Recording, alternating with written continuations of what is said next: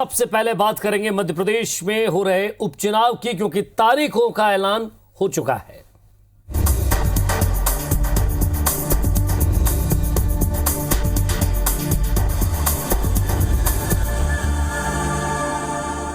तो मध्य प्रदेश की इस वक्त की सबसे बड़ी खबर आपको बता दें कि चुनाव आयोग ने मध्य प्रदेश की 28 विधानसभा सीटों के लिए उपचुनाव की तारीखों का ऐलान कर दिया है।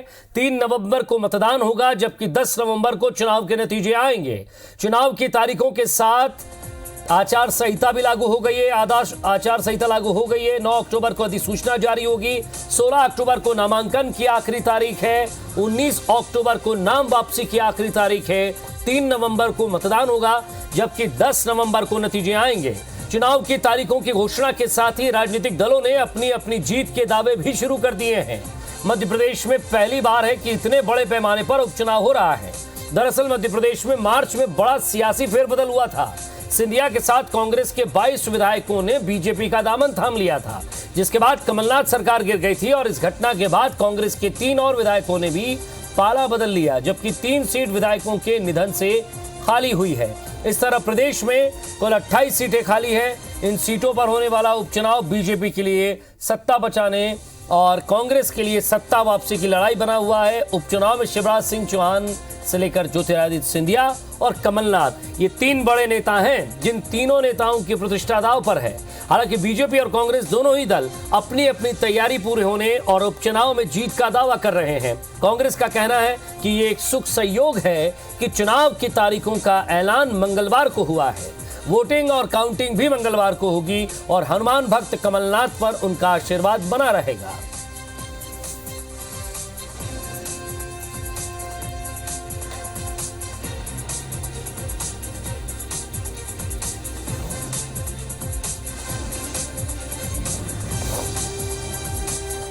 चलिए अब आपको ग्राफिक्स के जरिए वो सीटें बताते हैं जिन सीटों पर ये महारण होना है। Bhander seat, Gohad seat, Ambah seat, Mehgaon, Morena, Dimani, वो 28 सीटें जिन पर उपचुनाव है। आपको लगातार ग्राफिक्स के जरिए बता रहे हैं। ग्वालियर, जौरा, आगर, बमोरी, पोहरी, सांवेर, सुवासरा, हाट पीपलिया, बदनावर, करेरा, सुमावली, सांची, मुंगावली, डबरा, सुर्खी,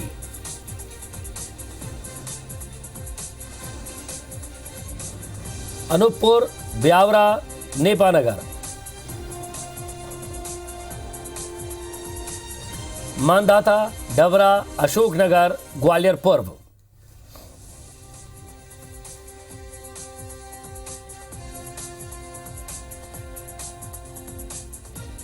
और छत्तीसगढ़ की एक सीट मरवाई पूर्व सीएम अजीत जोगी के निधन के बाद खाली हुई थी।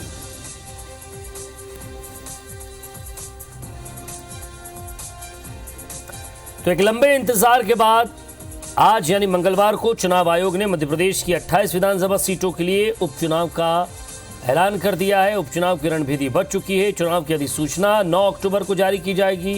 3 नवंबर को मतदान होगा। 10 नवंबर को परिणाम घोषित किए जाएंगे और नामांकन की अंतिम तारीख 16 अक्टूबर रखी गई है।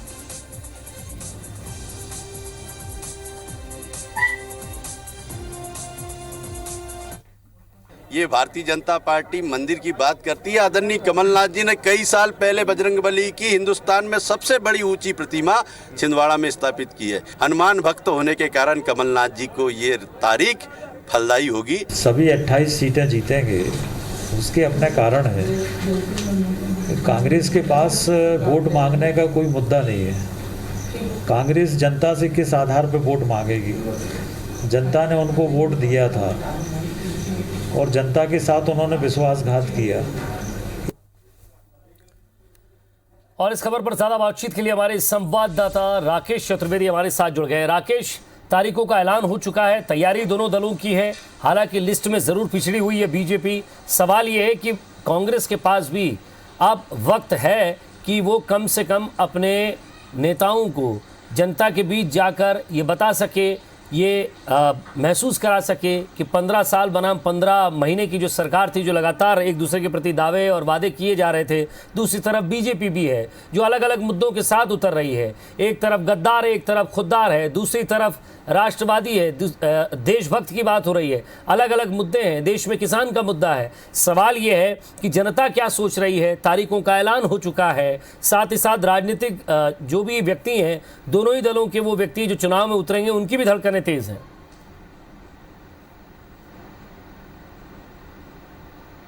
बिल्कुल विजय, इन तारीखों का ऐलान का सबको इंतजार था। फिलहाल हम राजनीतिक दलों की बात करें तो तारीखों का ऐलान होते ही पूर्व सीएम कमलनाथ ने स्वागत किया है और कमलनाथ ने कहा है कि इन्हीं तारीखों का इंतजार था। वहीं हम बीजेपी की ओर से बात करें, जो उपचुनाव प्रबंध समिति के अध्यक्ष बनाए गए हैं भूपेंद्र सिंह, वर्तमान में मंत्री भी हैं, उन्होंने भी कहा है कि जिस दिन ये रणनीति तैयार हुई थी और जिस दिन ऐसा आभास हुआ था कि इन सीटों पर उपचुनाव हो सकते हैं, उसी दिन से बीजेपी ने अपनी चुनाव की तैयारी शुरू कर दी थी। यानी कह सकते हैं दोनों ही दलों का ये कहना है कि उसकी तैयारी पहले से थी, बस इंतजार इस बात का था कि तारीखों का ऐलान कब होता है। इसके साथ ही हम हालांकि प्रत्याशियों की बात करें तो प्रत्याशियों के नाम ऐलान में सूची जारी करने में कांग्रेस ने बाजी मार ली है। कांग्रेस 28 में से 24 सीटों पर अपने जो उम्मीदवार है तय कर चुकी है, लेकिन बीजेपी का ये तर्क है कि चूंकि जो विधायक इस्तीफा देकर बीजेपी में शामिल हुए हैं लगभग उनके ही नाम तय हैं, ऐसे में उनको भी लगभग डिक्लेयर माना जाए। कांग्रेस के 4 जो शेष सीटें हैं उनके जल्द नाम जारी करने की कांग्रेस की ओर से कहा जा रहा है,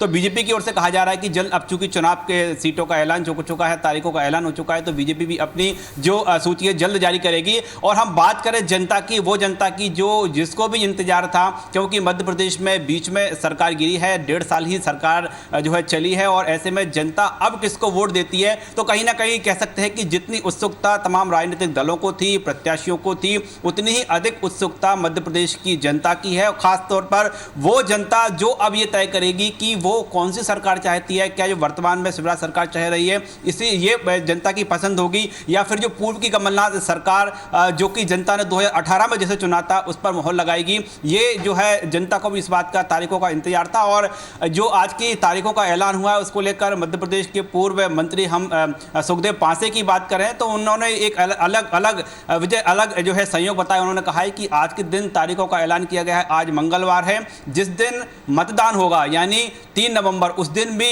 मंगलवार है, और जिस दिन मतगणना होगी यानी 10 नवंबर उस दिन भी मंगलवार है। और उन्होंने कहा है कि मध्य प्रदेश के पूर्व मुख्यमंत्री कमलनाथ हैं, हनुमान भक्त हैं, और तीनों ही दिन, आज का दिन, जिस दिन मतदान होगा उस दिन, और जिस दिन मतगणना होगी वो दिन, ये तीनों दिन ही मंगलवार है, हनुमान जी का दिन है, और हनुमान जी की कृपा कमलनाथ को मिलेगी। ये इन तारीखों का ऐलान हुआ है उस दिन, यानी कि आज भी मंगलवार है, नतीजे आएंगे उस दिन भी मंगलवार है। ये मंगल किसका मंगल करता है और किसे अमंगल लगता है, ये तो चुनाव में जब उतरेंगे जनता ही डिसाइड करेगी, जनता जनार्दन डिसाइड करेगी। लेकिन तैयारियां कितनी हैं, तारीखों का ऐलान हो चुका है, किसके लिए शुभ है, किसके लिए मेहनत करने की और जरूरत है, समझने की कोशिश करते हैं। के मिश्रा साहब, कांग्रेस प्रवक्ता हमारे साथ जुड़े हैं, स्वागत है के मिश्रा जी आपका। और साथ ही साथ दुर्गेश केसवानी जी हमारे साथ जुड़े हैं। दुर्गेश जी आपका भी स्वागत है। जी नमस्कार विजय जी। सबसे पहले तो मैं दुर्गेश केसवानी जी आपसे शुरुआत करता हूं। तारीखों का ऐलान हो चुका है और जिस उम्मीद से और जिस उत्साह से और जो उमंग लेकर चल रहे हैं, इन तारीखों के ऐलान के बाद पहला रिएक्शन आपका क्या है?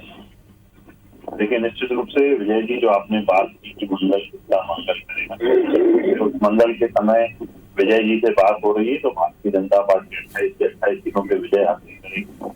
जो कमलनाथ सरकार ने आज ये निश्चित रूप से जो ये चुनाव है वो चुनाव है विश्वास का चुनाव, वो विश्वास जो कमलनाथ ने थोड़ा जनता का 983 वचन देकर एक वचन का परिपूर्ण नहीं कर पाए। अब ये समय है कि मध्य प्रदेश का किसान कमलनाथ से पूछता है कि कमलनाथ जी आपने कर्ज माफी की, और वहाँ मध्य प्रदेश का युवा एक निवेदन आपसे था, शायद आप थोड़ा नेटवर्क में नहीं, नेटवर्क में आ जाएंगे थोड़ा तो बातचीत साफ हो जाए, आप हो पाएगी, आपकी आवाज कट कर आ रही है। देखिए अब ठीक है विजय जी? जी जी बिल्कुल। निश्चित रूप से विजय जी ये चुनाव उसी विश्वास का चुनाव है जो विश्वास कमलनाथ जी ने तोड़ा है। आज प्रदेश का किसान ये जानना चाहता है कि कमलनाथ जी आपने कर्ज माफी का वचन दिया था, वो वचन पूरा क्यों नहीं किया। आज मध्य प्रदेश का युवा यह जानना चाहता है कि 4000 रुपए आपको भत्ता देना था, आपने इसका भी वचन दिया था, वो वचन पूरा नहीं किया। आज मध्य प्रदेश की वह महिलाएं भी, ग्रामीण महिलाएं भी जानना चाहती हैं कि आपने 10-10 सिलाई मशीनों की जो वचन दिया था वो आप वचन पूरा नहीं कर पाए। 15 महीने के बहुत बड़ा टेन्योर होता है विजय जी। मैं पूरा 983 वचनों की अगर आप बात करेंगे तो मैं निश्चित रूप से 983 वचन गिनाने में सक्षम हूँ, पर क्योंकि समय की पाबंदी रहती है इसलिए आज जो 983 वचन कमलनाथ जी ने दिए थे वो वचन परिपूर्ण नहीं किए हैं। आज ये उसका चुनाव है, उस विश्वास का चुनाव है जो कमलनाथ जी ने तोड़ा है। रही बात तैयारियों की, तो भारतीय जनता पार्टी 24/7 चुनावी मोड में रहती है। हमारा देवता तुल्य कार्यकर्ता बूथ लेवल तक पहुंच चुका है, बूथ में लोगों से संपर्क कर चुका है, और मुझे लगता है कि जो संकल्प उस कार्यकर्ता ने लिया है कि कमलनाथ का जो कुशासन था, कमलनाथ जो दोहरी नीति अपनाकर चिन्हित कर भारतीय जनता पार्टी के कार्यकर्ताओं पर हमला करवा रहे थे, और अनेक जो इन्होंने 15 महीने में जो कार्य किए, निश्चित रूप से ये उसके बदले लेने का चुनाव है। आज जनता का मन बिल्कुल निश्चित रूप से बन चुका है कि कमलनाथ सरकार, जो सरकार धोखा और फरेब किया, जिन्होंने गद्दारी की प्रदेश की जनता से, 7.5 करोड़ जनता का जो हितों को मार के उन्होंने जो कार्य किए हैं, निश्चित रूप से ये उसका चुनाव है। जी मिश्रा साहब जी, आपकी नज़र में तारीखों का ऐलान और जिस तरह से ट्वीट आए हैं, पूर्व सीएम कमलनाथ जी का भी ट्वीट आया, उसके बाद सैयद जाफर साहब का भी ट्वीट आया, सुखदेव पासे जी भी कह रहे हैं कि मंगलवार का दिन शुभ है और देश में पहला और सबसे बड़ा मंदिर कमलनाथ जी ने बनवाया, उनका आशीर्वाद जो है वो उनके साथ रहेगा। क्या उम्मीद करते हैं आप? देखिएगा, आज 3 क्षेत्रों में चुनाव का आगाज महत्वपूर्ण दिशा की ओर है। नंबर 1, आज मंगलवार है और माननीय कमलनाथ जी हनुमान भक्त हैं, नंबर 1। नंबर 2, आज प्रदोष है। नंबर 3, आज से न्याय के देवता शनि मार्गी हुए हैं और वो न्याय के देवता हैं। तो हमें पूरा यकीन है कि जिन्होंने अन्याय कर जनादेश को खरीद कर अपनी सरकार बनाई है, भगवान शनि उस दिशा में लोकतंत्र की रक्षा के लिए न्याय करेंगे। और हमें पूरा यकीन है कि माननीय कमलनाथ जी इस प्रदेश के मुख्यमंत्री के रूप में फिर काबिज होंगे। और हमारी सेना और सेनापति दोनों तैयार है। भारतीय जनता पार्टी में सेनापतियां भी सेना दिखाई नहीं दे रही है कि कौन उम्मीदवार होगा, जबकि आयातित उम्मीदवार सारे तय हैं, फिर भी भारतीय जनता पार्टी अपने उम्मीदवारों को घोषित नहीं कर पा रही है। तो सेनापति चुनाव लड़ेंगे या सेना, अभी वो देखना होगा।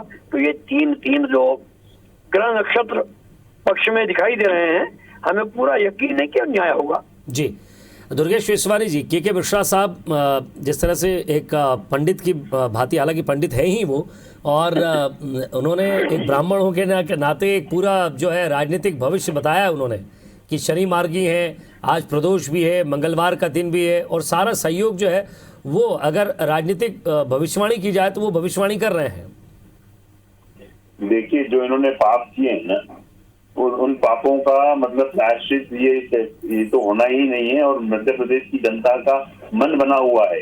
आप कितना ही ढोंग कर लें, क्योंकि कांग्रेस को भगवान राम भी, भगवान हनुमान भी तभी याद आते हैं जब चुनाव होता है। अब मध्य प्रदेश में चुनावी बिगुल बच चुका है, तो हमारे मित्र भगवान श्री राम को भी याद कर रहे हैं, हनुमान जी को भी याद कर रहे हैं, पर इनके पाप खत्म होने वाले नहीं है। इनको पापों की सजा मिलना निश्चित है। लेकिन सर, आप दोनों से एक बात मैं पूछना चाहूँगा, 10-10 सेकंड आप दोनों से लूँगा। उस जनता ने क्या पाप किए हैं, वो क्यों लगातार मध्य प्रदेश में अलग अलग मुख्यमंत्री देख रही है, अलग अलग सरकार देख रही है? क्या शनि की दशा उन पर भारी है? उनका क्या कसूर है, जनता का क्या कसूर है जो टैक्स का पैसा लगातार चुनाव में बह रहा है? पहले किससे, मुझसे पूछ रहे हैं आप? हाँ, सर आप ही से, दुर्गेश केसवानी जी, फिर मिश्रा साहब से मैं रिएक्शन लूंगा। देखिए, निश्चित रूप से जनता का कोई दोष नहीं है, पर क्योंकि कुछ वोट हमें ज्यादा मिले थे, कुछ सीटें कांग्रेस को ज्यादा मिली थी, और मध्य प्रदेश की जनता ने, मध्य प्रदेश की भाजपा सरकार ने, हमारे मुख्यमंत्री श्री शिवराज सिंह चौहान जी ने, सबने ये कहा कि इनको काम करने का मौका दिया जाए। आप विजय जी एक बात बताइए, आप कर्ज माफी को भी अनेक जो वचन इन्होंने किसी को पूर्ण नहीं किया। क्या 10 सिलाई मशीन ग्रामीण महिला को 15 महीने में नहीं दे सकते थे? क्या 4000 रुपए का भत्ता नहीं दे सकते थे? क्या 27,000 के 51,000 की वो नहीं दे सकते थे? कर्ज माफी नहीं कर सकते थे? तो ये सिर्फ और सिर्फ इन्होंने झूठ बोला है, और जो वो झूठ का जो जनता ने 15 महीने तक खामियाजा भुगता। कभी हम आपके चैनलों पे एक मतलब हम लोग कभी बिजली सड़क पानी के लिए नहीं आए, पर इस सरकार ने उन मुद्दों पे भी हमें आपके चैनलों पे बिठा दिया। जी मिश्रा साहब, लास्ट रिएक्शन आपका मैं चाहूंगा। देखिएगा, झूठ किसने बोला है, सच किसने बोला है, जनता का हमदर्द कौन है, पाखंड कौन करता है, धर्म के नाम पर पैसा कौन खाता है, नर्मदा सेवा यात्रा के नाम पे किसने पैसा खाया, नर्मदा की मिश्रा जी आप वरिष्ठ नेता हैं, मेरा निवेदन है आप वो झूठ न बोले जो आपके नेता बोलते हैं। मध्य प्रदेश की जनता सब जानती है। और दुर्गेश जी झूठ किसने बोला है, पार्लियामेंट और असेंबली ये सबसे उच्च सदन होते हैं और वहां की कही गई बात सरकार की वाणी कहलाती है। जी जी जब विधानसभा में आप स्वीकार कर रहे हैं कि कर्ज माफी हुई है और बाहर आप जैसा बुद्धिमान सहित अन्य तमाम भ्रष्ट नेता जो किसानों की लाश पर राजनीति करते हैं, आपको मैं इसलिए छोड़ रहा हूँ कि आप बुद्धिमान व्यक्ति हैं। मेरा निवेदन सुनिएगा। मेरी नजर में तो आप दोनों ही बुद्धिमान है सर, लेकिन ये है कि बेवकूफ कौन है ये जरा पता लगाना है, क्योंकि बार बार जो ठगा जाता है वही बेवकूफ है या सिर्फ बेवकूफ बनाने की एक चाल होती है। किसके फेरे में जनता फंसती है, अब एक बार फिर से जनता किधर जाएगी, किसको अपना नेता चुनेगी, कौन फिर सीएम की कुर्सी पर बैठेगा, जरा ये रस्साकशी शुरू हो चुकी है क्योंकि उपचुनाव की रणभेदी बच चुकी है, तारीखों का ऐलान हो चुका है। बहुत बहुत शुक्रिया के मिश्रा साहब आपका, दुर्गेश ईश्वानी जी आपका भी।